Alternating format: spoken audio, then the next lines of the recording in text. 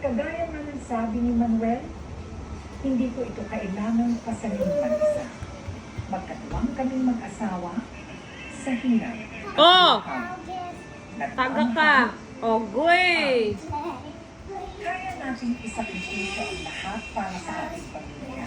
Dahil hangad natin para Nak, sa ay sige kanila dagan. ang magandang buhay.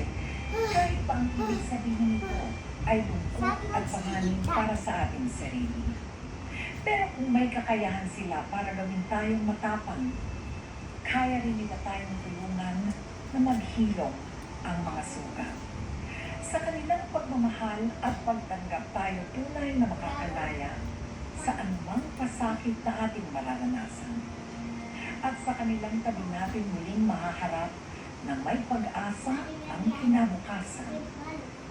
Ito po si Charo Santos na nagpapaalalang ikaw ang bida sa kwento ng iyong buhay. Magandang gabi po, mga kapamilya. Ayaw, kuha na na. Kuha na. Ang food niya.